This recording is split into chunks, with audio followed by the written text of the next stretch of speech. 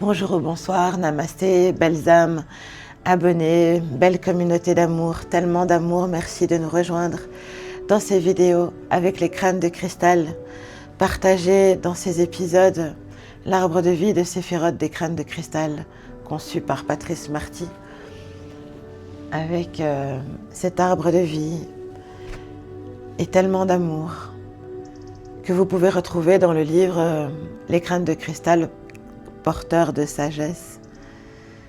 Et nous découvrons ici, dans cette ascension, dans l'arbre de vie, un épisode, un séphiroth, une conscience, un amour, un crâne de cristal, un canal, avec tellement d'amour pour rejoindre de Keter à Malkout, de Malkout à Keter, le chemin de lumière, ensemble. Découvrir aujourd'hui dans cet épisode le septième séphiroth, la septième conscience présentée avec le bâton de chaman ici pour que vous puissiez vous repérer dans l'arbre de vie. Ici, nous avons démarré de Malkout et nous faisons le chemin pour arriver à la couronne. Et nous allons aujourd'hui découvrir ce crâne aussi, qui représentait Einstein. Bienvenue dans cet épisode où nous partageons ces consciences dans l'évolution de nos vies et dans la compréhension de l'arbre de vie que nous portons en nous. Le septième séphiroth représente la victoire. Il est relié à la planète Vénus et à la hanche droite, qui nous fait le deuxième pas de création, dans les émotions, de pouvoir les décoder. Le désir, la beauté, relié à Vénus, relié à tout ce qui est beau, à l'amour, à la féminité. La conscience de le séphiroth Netzach est reliée au crâne de cristal Einstein. C'est un crâne un petit peu laiteux, comme on peut le voir sur l'image de la carte. La carte est aussi un oracle des crânes de cristal anciens, conçu également par Patrice Marty, qui aide en fait à connaître en profondeur les crânes de cristal anciens. Il y a sur cette chaîne où nous expliquons plus en détail l'histoire des crânes de cristal. Si vous vous y intéressez aussi, c'est vraiment, puisque vous êtes sur cette chaîne forcément. Alors ce crâne aussi, si vous pouvez le voir, il est un petit peu comme laiteux, vous voyez, il est tout blanc. Et il a des joues très creusées. Les joues représentent la spirale, la continuité du monde, la spirale d'énergie, l'énergie, l'émotion, le féminin, la beauté de l'énergie. Ça relie le beau séphiroth Netzach. Alors pourquoi il s'appelle Einstein?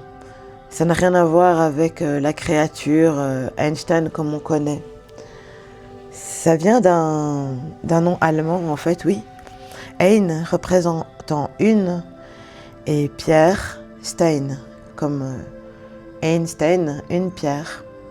Une stone, one stone, une pierre, Einstein.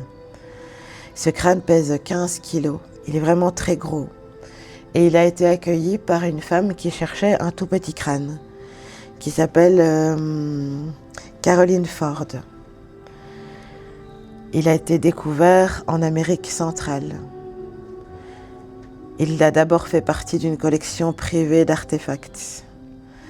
Et puis, il a été apporté par un homme qui s'appelle Jack Farst dans un magasin de cristaux à Kirtland, aux États-Unis, à Caroline Ford. Et elle a gardé ce petit crâne caché pendant de très longues années. Et puis, ce petit crâne s'est révélé guérisseur et plein de belles choses à découvrir en pratiquant avec ce crâne parce que vous sentez les énergies au travers les cartes. J'espère en tout cas. Chers abonnés, chères âmes d'amour, et relier la hanche gauche à la hanche droite du côté droit du côté féminin. Le féminin étant, ici vous voyez s'il est laiteux, c'est peut-être pour lui remettre cette clarté. Parce que si vous voyez les crânes de cristal, comme je le redis souvent dans les vidéos, sont des consciences cristallines incarnées.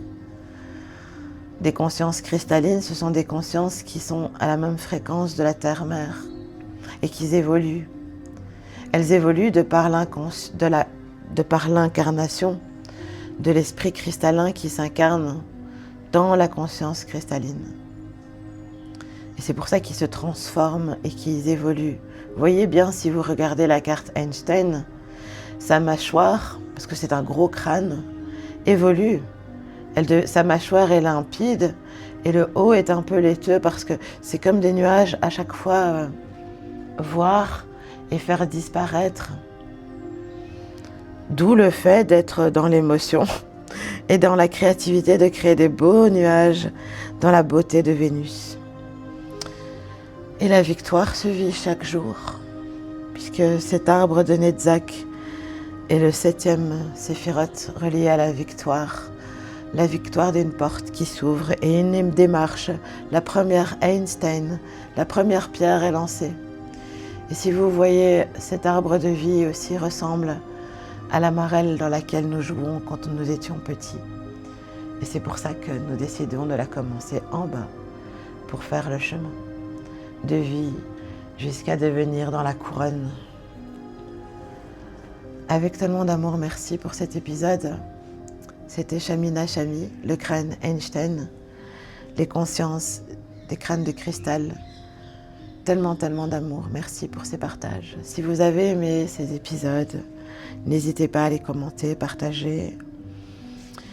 Et nous découvrirons dans le prochain épisode le 6e séphiroth, qui sera dans la conscience Tiperet, présenté par le crâne Mayan, avec tellement d'amour. Merci. Prenez soin de vous, prenez soin de nous. C'est un collectif d'amour.